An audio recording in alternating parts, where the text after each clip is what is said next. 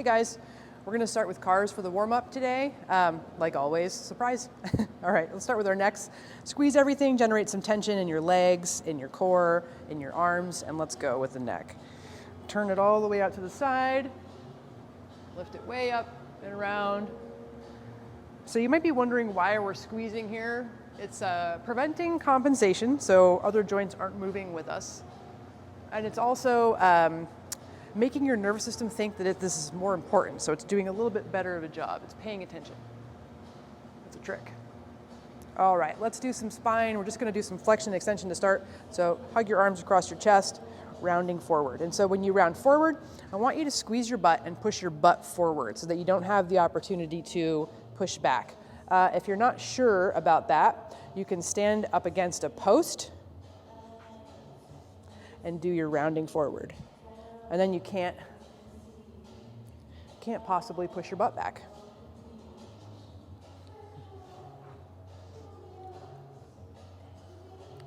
So about 5 of those, and then we're gonna go into extension.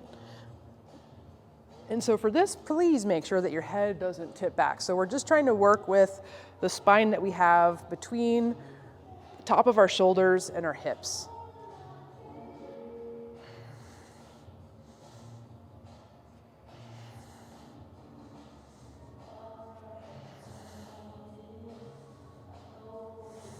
Okay, then we're gonna side bend. When you're side bending, try to feel all of these muscles contracting. So don't have a dead QL. Try to pull up in that hip there. Turn that whole QL on all the way up. Try to twist your collarbone in, and then a couple more this way. Switch sides.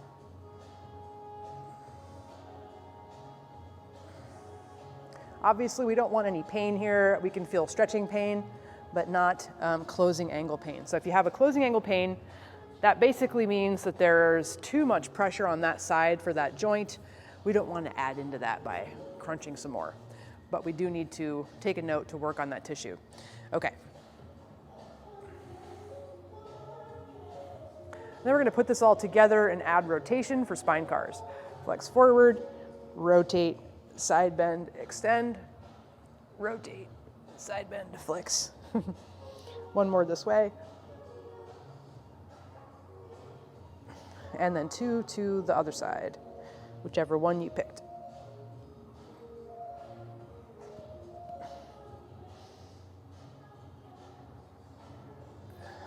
Great. Shoulder blades. So if you guys are new to the cars routine, I highly recommend you checking out our Kinstretch Basics class. It is very, very detailed coaching on the cars, and it gives you a little bit more time to go through the movements. It's very important that you perfect the cars. What that's doing, shoulders, you're gonna externally rotate, cross, up overhead, start internal rotation, continuous internal rotation without any stuff like this as the arm goes behind us into extension, and then reverse. It gives us joint independence and motor control. So if I'm asking you to not do this and you can't do a shoulder car without something, that is a problem, basically. So it's telling us that your spine and your shoulder are thick as thieves, basically, and they're not independent, they're interdependent. So the better joint independence you have, the better interdependence. So we really want to work with that. We also want to have a really good map in the brain of the body, and being able to kind of control that and know where it is at all times in space, no matter what we're doing. That makes you a safer person, and it gives you the ability to do more with your body. It's good brain development, anti-Alzheimer's, all that stuff. Actually, anti-Parkinson's too, I just learned.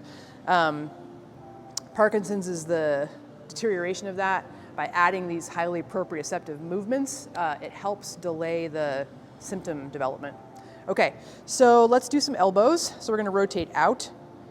Keep rotating out as you bend, maximally bend. Try to pin the pinky in space and bring the thumbs to the inside of that and go down. Pin the pinky, thumbs to the outside. Pin the pinky, thumbs to the inside. And then go up in reverse. Don't let your elbows flare out here while you do this, because then again, that is shoulder and not elbow. All right, wrists, when you're doing your wrists, don't let your elbow rotate. So you should see your wrist crease the whole time and not having it twist at all like that. All right, standing hip cars. If you need something to balance, grab it. If you want to practice your balance without, then don't. Okay, cross the front of the body, turn it out, bring it up and around, turn it in to come back.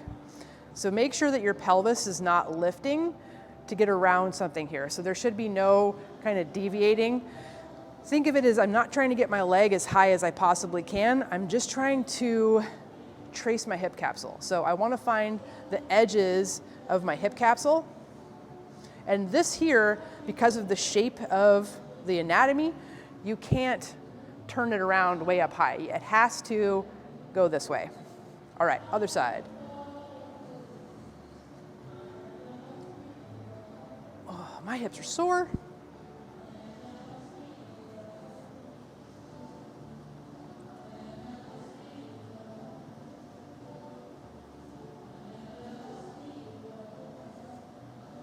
All right, we're gonna get into some knees.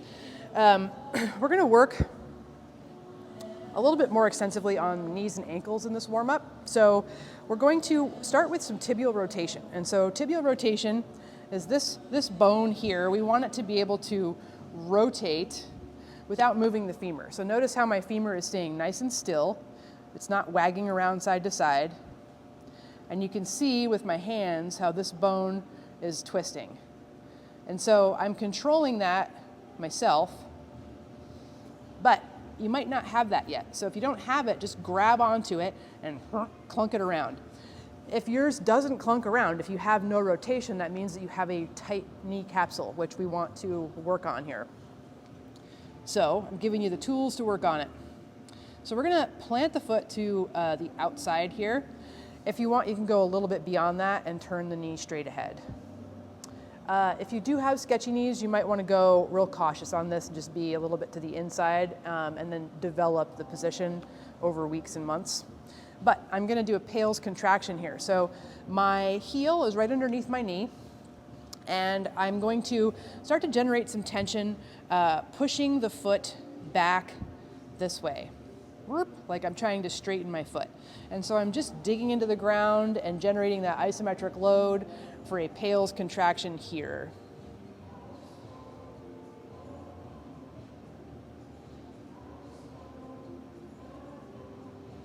And so for this, when you're doing your own warm-ups, you can basically hold it as long as you can.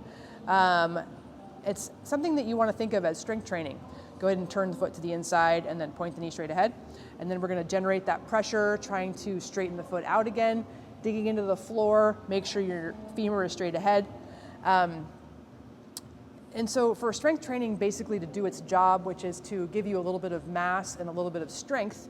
And if you have bad knees, more muscle mass around the knee in any way, shape, or form is better for your kind of supporting that joint and helping it out, which is why exercise feels so good for arthritis. It brings circulation to those tissues, and the more you move, the more you have access to those tissues, the better circulation you have. So the Kinstretch plus exercise for knees is the best as far as if you have a bad knee.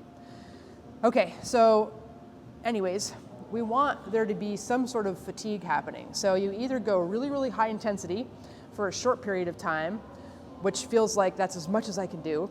But I recommend with a knee, probably starting off at a lighter degree of loading. So maybe hold for a minute to 30 seconds until it feels like I'm tired of this, I can rest now.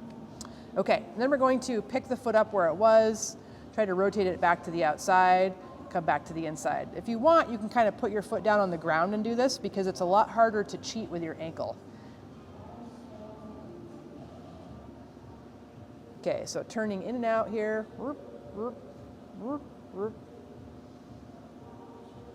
Always need sound effects.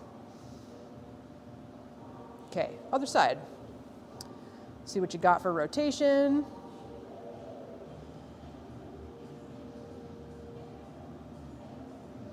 And place the foot down, turn the knee straight ahead. And then start to generate that pressure, trying to straighten the foot. And you can think about pushing the heel out and pulling the toe in as well. So it's gonna light as many muscles up as it can.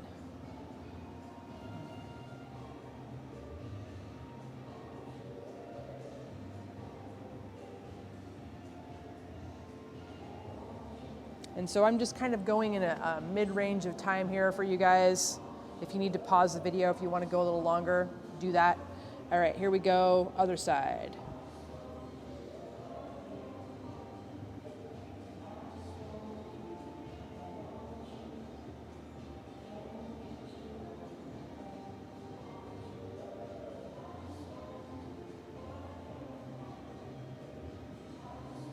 And then relax and try to lift the foot where it is and rotate back and forth. And if you want, again, try it with the foot on the ground. It's harder to swivel the ankle.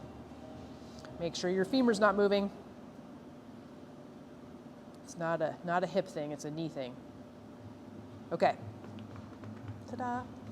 We're gonna do a couple of different iterations of knee cars. So we're gonna do one that challenges hamstring length, and then one that challenges quad length. So working with the quad in a short position, you're gonna grab onto the back of the knee, and we're gonna go for that externally rotated tibia here, boink, cool. And then you're gonna extend as far as you can without pulling the quad away from the body. So you should feel some hamstring stuff. If you feel nerve twinges in the bottom of your foot, don't go that far. Turn it in and come down. Turn it out and extend, keeping it turned out. And as the knee straightens, by the way, it starts to lock in place. So if you lose rotation, that's normal. Come back to the inside and keep rotating as you bend. And again, if you need to, you can use your hands here for help with that calf. And then go, and then go, and then reverse.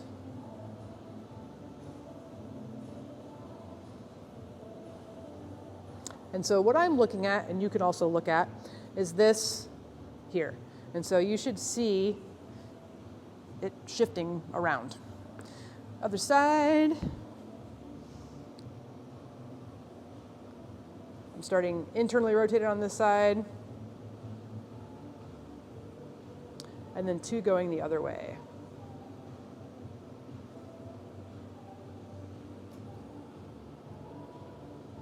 All right, now we're gonna do the other knee car. And so for some reason, when things get behind our body, everybody gets confused. Try not to get confused. It's the same thing we just did. You're gonna keep your quads together like this. Turn this way, don't let this knee pop forward.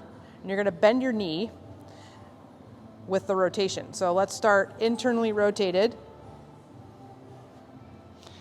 Bend it up, turn it out, and drop it down.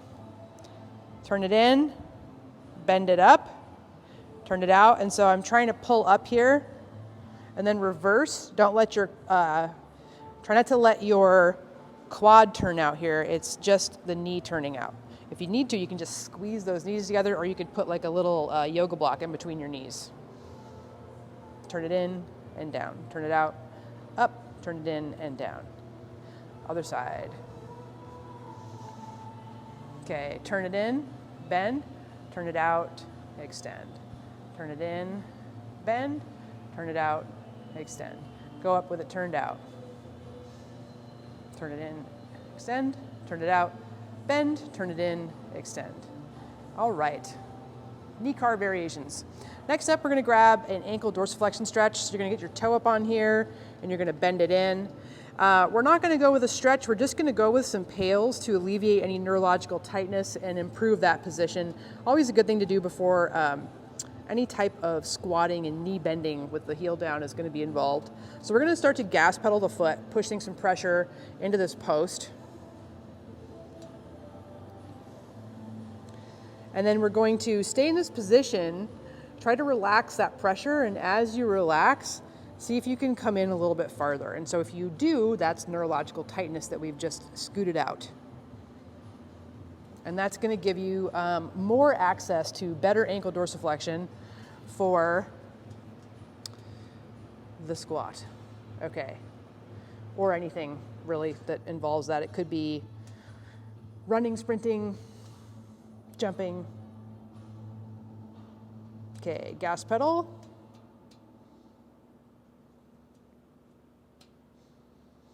stay there, stop pushing, and see if you can come in farther. Awesome. All right, last thing we're gonna do today is just a little bit of shoulder extension. So for me, this is a reasonable height. For you, it might not be a reasonable height. So you're gonna set up a bar. If you don't have a bar, if you're at home, you can use a counter and basically kind of sit down based on the height of the counter, or anything, just kind of find something that works. Back of a couch, back of a chair, whatever you have that works. Just start walking around your house like this and someone will think that you took some mushrooms. Okay, so make sure your arms are straight behind your body. So they're not deviating out to the side because that is no longer pure extension. I'm gonna turn my palms towards each other, and then I'm going to basically kind of try to sit to where I feel a stretch. But where this might be a little bit much, I'm gonna go to here. Because if it starts to pitch me forward, I've gone too far. All right, and then we're gonna pales here. So you're gonna push down. If you need to, you can soften your elbows to push down. I'm trying to push from the shoulder. Push really hard. And relax. See if you have more range. Oh boy. All right. So what do we need shoulder extension for? Push-ups. Push-ups, bench press, anything that comes behind us, especially passively. So like for a dumbbell row, you need shoulder extension, but I wouldn't pales it necessarily. You could, but it's kind of like more like a car, like you're pulling into your active range there, so there's not the danger that you're gonna be loading a passive range. So if this hasn't been said somewhere before, we always want to make sure that you meet the prerequisites so that you don't load a passive range. So for a bench press or a push-up or anything that weight is pushing you into a dip, shoulder extension, you want to make sure that you are not going beyond your actual shoulder extension. So I should never dip past here, really. That's pretty good. But a lot of us don't have a lot of shoulder extension, so don't dip so far. All right, that is your warm-up for today.